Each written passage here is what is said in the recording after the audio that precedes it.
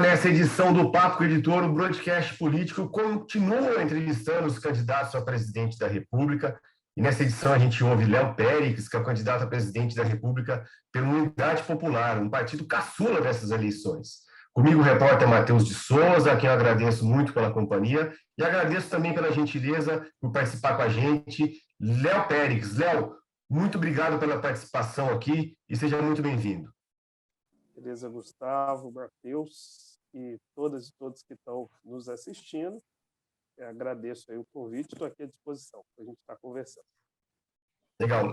Antes de começar, meu caro, eu quero que você fale um pouco da sua história de militância política e dos movimentos sociais e nos conte também como é que surgiu a Unidade Popular. Olha, eu iniciei minha militância no início dos anos 2000 no movimento secundarista. Minha trajetória de vida, eu sempre morei na periferia, né? Sou filho da dona Lourdes e do seu Chico Preto. Minha mãe dona de casa, meu pai pintor de automóveis. Sempre trabalharam muito para que eu pudesse minimamente estudar. Então, eu fui com 16 anos fazer Senai, curso de mecânica de manutenção de máquinas operatrizes. Meu pai morreu quando eu tinha um mês de curso, mas morreu feliz, pelo menos nessa parte, que ele queria muito, né, que eu fizesse um curso desse. E logo depois eu fui trabalhar na área, trabalhei cerca de 3 anos, inclusive para ter algum recurso para fazer um curso técnico. E aí fiz um curso técnico de eletrônica. E nesse período que eu conheci a militância. E aí eu, no movimento estudantil secundarista, fui da entidade dos estudantes de Belo Horizonte, eu sou de Belo Horizonte, Minas Gerais, onde a gente fez alguns anos a luta pelo meio passe no transporte coletivo, que era a única capital que não tinha. Foi o meu contato, inclusive, com esse drama de milhões de pessoas, que é a questão do transporte público. E desde aquela época a gente já trazia a discussão da reestatização desses sistemas, que são muito importantes para ficar na mão do setor privado, passagens caríssimas e impedindo o direito de ir e vir de milhões de pessoas. Eu já tive esse contato, fomos vitoriosos na luta do meio passe, depois tive uma passagem pela universidade, cheguei a fazer o curso de biblioteconomia, que eu não concluí na UFMG. Nesse período também fui diretor da União Nacional dos Estudantes, né? Participei ativamente ali do movimento universitário, e desde 2011 eu faço parte do movimento de moradia, onde eu integro o movimento de luta nos bairros, vilas e favelas. Inclusive, moro numa ocupação urbana em Belo Horizonte, na periferia de Belo Horizonte, e esse processo também foi muito importante para a gente, porque foi ter contato direto com esse outro grande drama do povo, que é a falta de moradia. Inclusive, na nossa ocupação, nós podemos viver uma experiência prática de construção de mais de 300 casas, abertura de ruas, trabalho de saneamento popular e alternativo em parceria com a universidade, criação de creche, enfim, prestação de conta pública. Então, dali foi uma grande experiência para que centenas de outras ocupações também surgissem. E naquele período das jornadas de junho de 2013, aquelas manifestações que aconteceram no país, foi um momento de reflexão para a gente que era necessário criar um novo partido. Nós fomos participantes ativamente, eu fui uma das lideranças, inclusive, dessas jornadas de junho, e dali nós partimos, juntando com outros movimentos que já existiam no país, nós decidimos criar um novo partido, e mais precisamente de 2016 a 2018, nós conseguimos, só com lideranças populares, sem contar com nenhum grande empresário, com apoio de nenhum parlamentar, inclusive no Brasil, só com liderança popular, nós conseguimos o apoio de mais de 1.200.000 pessoas para a criação da Unidade Popular. E aí, em 10 de dezembro de 2019, nós obtivemos o registro do nosso partido, é o mais novo do Brasil, e, se me permitem, destacar que até o atual presidente da República, né, que nós fazemos grande oposição, tentou montar um partido e não conseguiu. Então, isso é uma grande realização da política nesses últimos anos, né, uma das maiores, e essa experiência do movimento popular, somada com a experiência da construção do partido, é que nos credencia para estar agora disputando a presidência da República. Perfeito. E, candidato, como o senhor avalia que com 12 candidatos à presidência da República, A gente só tem a você e Vera Lúcia como os únicos candidatos negros concorrendo ao pleito, considerando que, segundo dados do IBGE, mais de 54% da população brasileira é negra. O racismo ainda é um dos grandes problemas que nós temos a enfrentar. Nós temos uma raiz histórica no país, né, de quase 400 anos de escravidão negra, uma abolição formal, né, que veio não foi acompanhada de direitos, né? Se você pegar aí, nós estamos para comemorar os 200 anos aí da independência, uma independência falha, porque 1822 até 1888 foi 66 anos que teve independência do Brasil, mas a maior parte da população não teve acesso a essa independência, que foi o povo negro, indígena, né, pobre desse país. E, mesmo com a proclamação da República, ela foi mais para poder impedir que o 13 de maio, né, que aquelas pessoas que, através de muita luta, conseguiram, né, uma abolição, e não queriam só a abolição formal, queriam direitos. E a gente tem um histórico de lutas anterior à abolição e posterior à abolição, onde o nosso Brasil está inconcluso, na nossa opinião, porque nós, negros e negras, ainda não temos acesso à democracia efetiva nesse país. E exemplo está na presidência da República também, né? Mas, se você for olhar, nós somos a maioria da população, mas não somos a maioria que está em nenhum espaço de poder. Se você for olhar em todos os espaços centrais da sociedade, nós somos minoria. Agora, quando é para ser maior parte das vítimas de violência, aí são negros e negras. A maior parte daqueles que estão encarcerados são negros e negras. Então, essa candidatura também ela é uma afirmação muito importante, né? De colocar uma pessoa negra, pobre, de periferia, trabalhadora, num lugar de disputa central da sociedade para mostrar que é possível, né?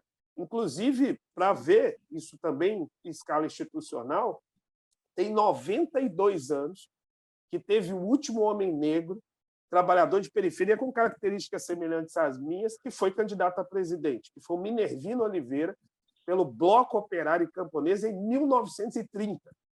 E de lá para cá se conta no dedo das mãos de pessoas negras que tiveram nesse espaço. Então, vejamos que é um imenso desafio, né, para nós, mas importantíssima essa afirmação que a gente vem fazendo, porque a nossa candidatura, um dos pilares dela é ser antirracista, né, e afirmar que a necessidade do povo negro se articular, se organizar e lutar por efetiva reparação. E no nosso programa está prevista várias medidas importantíssimas de reparação nesse país, que nunca foram realizadas e são fundamentais, não só para o povo negro, mas para o conjunto da população do nosso país. Candidato, a gente, além, suscitou a história do senhor aí, né, de toda a desigualdade que existe no país, né, todo preconceito, enfim. Eu queria saber quais são os planos do senhor para poder reduzir a desigualdade social no Brasil, né? A gente estava conversando outro dia sobre economia. O Brasil é um dos maiores produtores de alimento do mundo, alimenta 1,5 bilhão de pessoas no mundo, mas tem milhões de pessoas passando fome aqui no Brasil. Quais são os planos que o senhor e o seu partido têm para reduzir essa desigualdade e a fome no Brasil? Olha, primeiro, lutar por uma efetiva democracia. Então, a maior preocupação hoje, Gustavo e Matheus, é em relação ao risco de golpe militar que nós estamos vivendo. Seria um desastre para o nosso país, assim como foi a ditadura militar, né, de 64 a 85.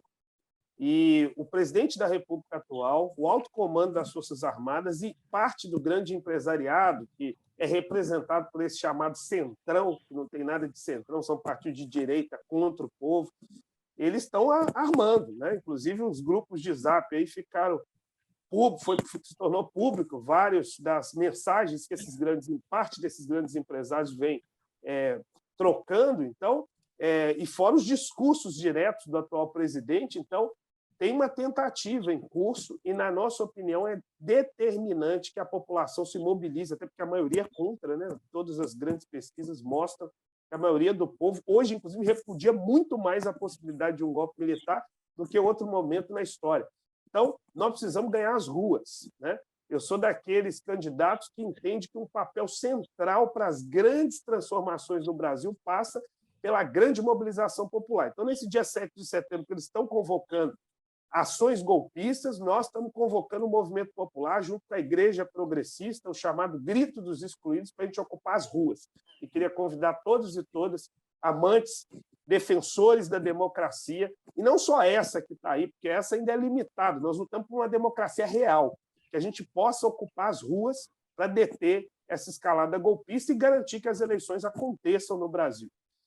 Do ponto de vista do programa prático, a gente chama de mudanças estruturais. A base delas é socialista, que nós estamos defendendo, coisas que nunca foram realizadas no Brasil. Então, quero dar alguns exemplos. Você falou que o Brasil alimenta 1 bilhão, né, de pessoas, é um discurso que o agronegócio vem fazendo, mas, se for olhar, ele não alimenta nem no mundo, porque as pessoas não comem só soja, né? Inclusive, tem vários estudiosos que contestam isso, né?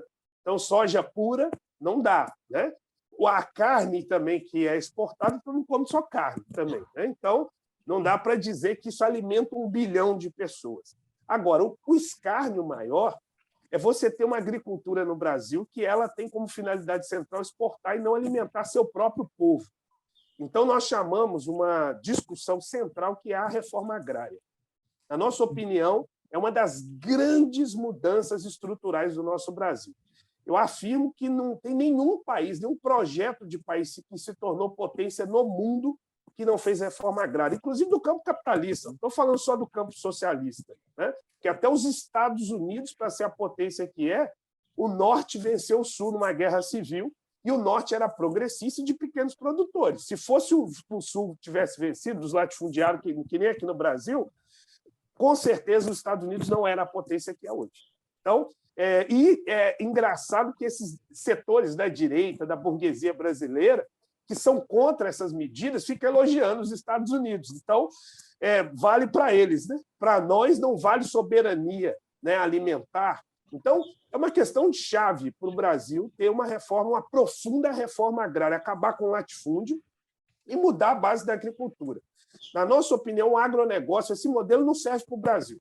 Ganha rios de dinheiro todo ano, exporta, e o nosso povo, nós temos 115, os dados são de muitas pesquisas oficiais que mostram que mais da metade da população vive em insegurança alimentar, 33 milhões de pessoas não têm o que comer por mais de 24 horas, isso é uma tragédia, né? Enquanto isso, nós somos um grande produtor de grãos, de carne, né? Então, nós precisamos voltar essa produção e mais. A base dela não pode ser o agronegócio, ela tem que ser a agricultura familiar. A base dela tem que ser a produção agroecológica, ou seja, saudável, porque esses caras ficam pregando para a gente comer alimento processado, principalmente essa indústria que produz o alimento processado, mas, com certeza, os donos deles comem comida com base agroecológica. Por quê? Porque senão morre, né? Porque senão fica muito mal de saúde se alimentar, e hoje grande parte do nosso povo que consegue vai comer esse alimento. Por quê? Porque é mais barato. Então, nós precisamos mudar essa base da agricultura do Brasil para priorizar o nosso povo. E outra questão... Desculpa. Só para continuar nesse tema de economia, eu gostaria de saber quais seriam as suas propostas de governo para privatizações, por exemplo, como a Petrobras, como a Eletrobras, que são temas também que impactam aí a economia do país. Perfeito, meu querido. É onde eu ia desenvolver, que nós consideramos uma extrema atualidade a luta pela reestatização das empresas que foram privatizadas. Eu quero dar alguns exemplos. Vou começar pelo mundo.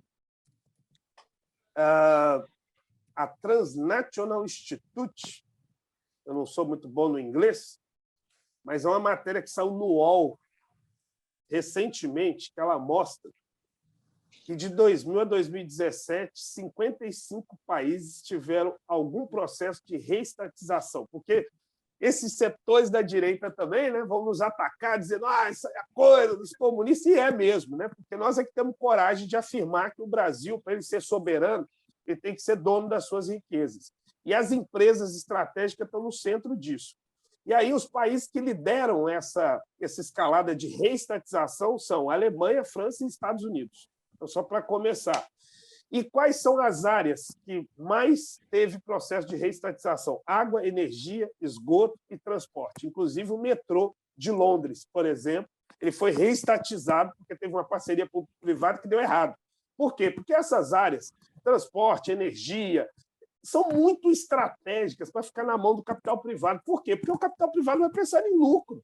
E essas áreas têm que servir ao seu povo. Vou dar outro exemplo. Eu estive no Pará agora. O Pará, o estado do Pará é uma maravilha, aqueles rios lá, um negócio impressionante, né, da gente conhecer. E o seguinte, lá está a maior hidrelétrica do Brasil, 100% nacional, né? Porque Itaipu é binacional. Então, a nacional, a nossa, a Belo Monte, está lá. Aí eu fui ver que o povo do Pará paga 25 vezes a energia mais cara do que o povo de São Paulo. Mas a maior hidrelétrica do mundo, aliás, entre as 4 maiores hidrelétricas do mundo, está lá. Como é que pode um negócio desse? Porque a Equatorial, uma empresa privada, né, que assumiu o sistema de energia lá, faz com que eles paguem uma energia caríssima, cheia de rio, cheia de hidrelétrica no estado.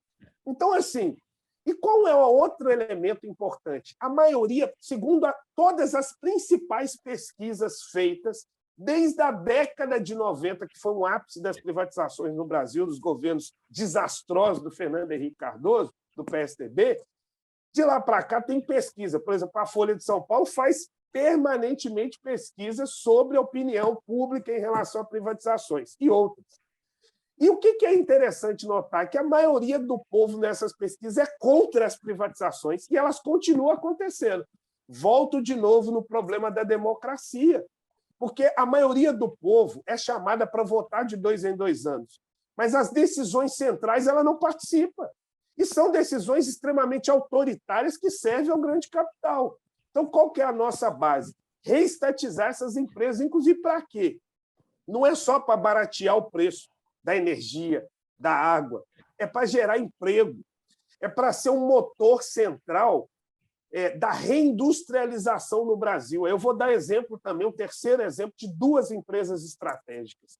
A Vale, e aí eu estou falando, fui no Pará e vi os buracos, os grandes problemas que a Vale deixa lá em Paraupeba e no interior do Pará, e em Minas Gerais, aquelas tragédias, né, aqueles crimes absurdos de Mariana e Brumadinho, crimes ambientais irreparáveis, né?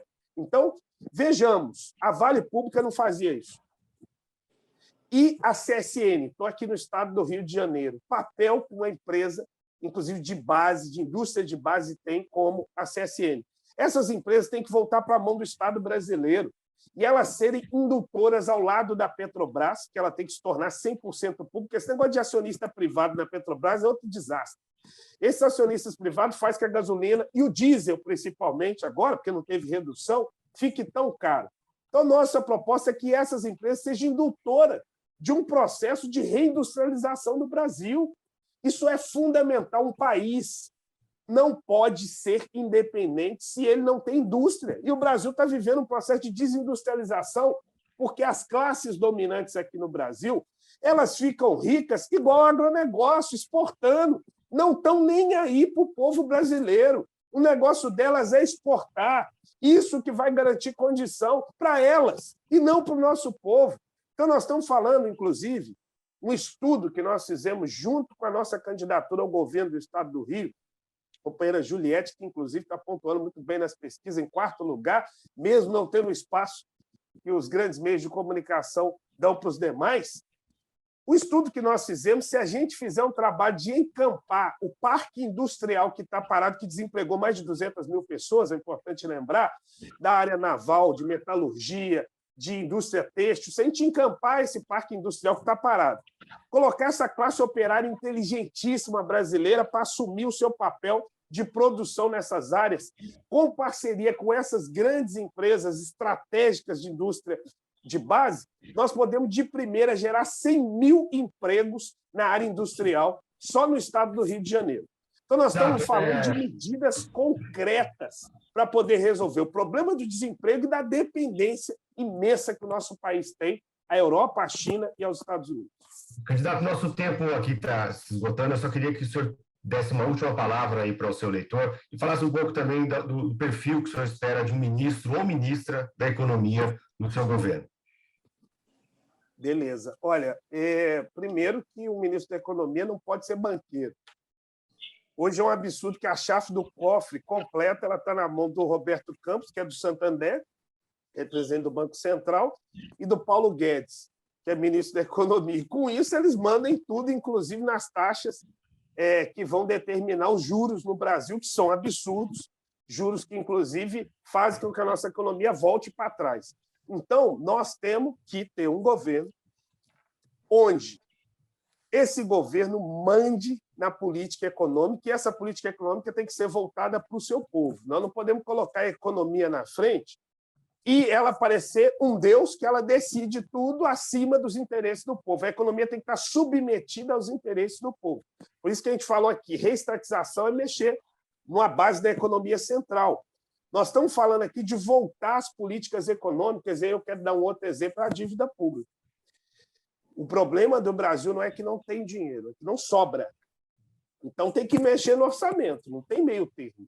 E, na nossa opinião, é suspender o pagamento da dívida pública, fazer a auditoria dela, como está prevista na Constituição, e, enquanto isso, pegar essa quantidade de recursos, só para ter uma ideia, de juros, foi gasto, só no ano passado, 3 vezes o orçamento da saúde no Brasil, de juro, de uma dívida que já foi paga um monte de vezes e que não serve ao povo brasileiro, porque o próprio TCU, em 2011, mostrou que essa dívida não tem contrapartida para o povo brasileiro. Portanto, não é uma dívida pública, efetivamente, né?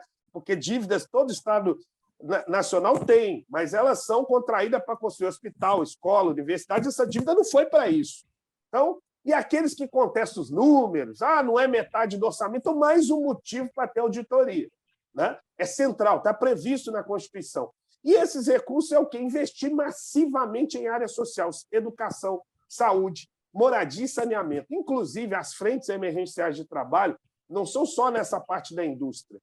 É convocar também o povo a participar do saneamento do seu próprio bairro, ser contratado. Frentes emergenciais de trabalho é a medida histórica que já foi feita no Brasil, né, em alguns governos.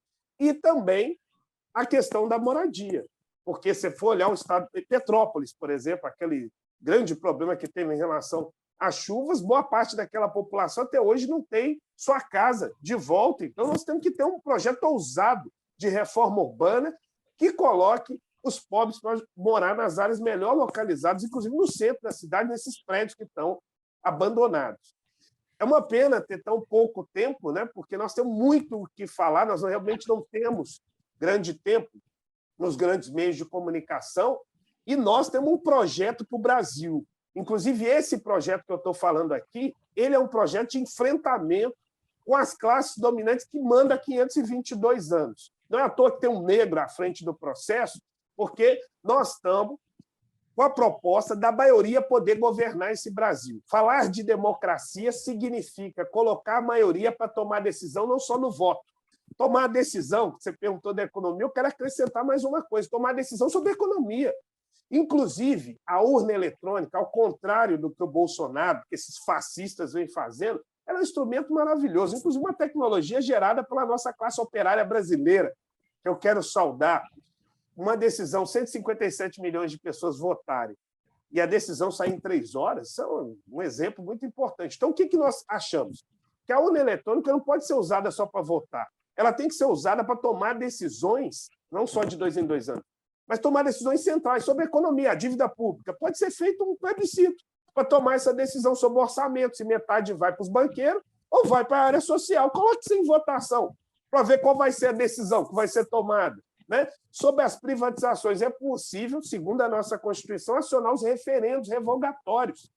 A reforma trabalhista e da Previdência, que foi um desastre, gerou desemprego, precisa ir para um referendo revogatório. A emenda constitucional 95, que congelou investimento em saúde e educação por 20 anos, tem que ir para um referendo revogatório.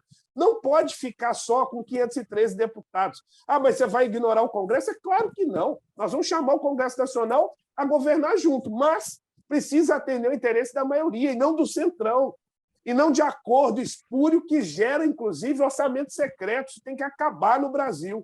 E só acaba com participação de povo. O povo tem que ser chamado para ser o agente central das transformações. Sem isso, não tem mudança no Brasil. Por isso que nossa base é socialista, que é chamar o povo a assumir o seu papel de dono de tantas riquezas de um país tão rico como o nosso país. Candidato, muito obrigado por participar aqui. A gente convida aí os assinantes, os internautas a consultarem a proposta de governo do candidato Léo Pérez para ter mais informações. No TSE tem todas as propostas de governo estão lá. Eu queria agradecer muito a presença do senhor aqui, do candidato a presidente da República, pela Unidade Popular, o partido caçula dessas eleições. Queria convidar todos os assinantes a estarem conosco aqui na próxima semana. A gente pretende ouvir a candidata Vera Lúcia. Queria agradecer muito o Matheus também, que fez a parceria comigo aqui no programa, e o Cláudio da Luz, que está fazendo a edição final. Muito obrigado a todos e até a próxima semana com mais um Papo com o Editor aqui no Broadcast Político.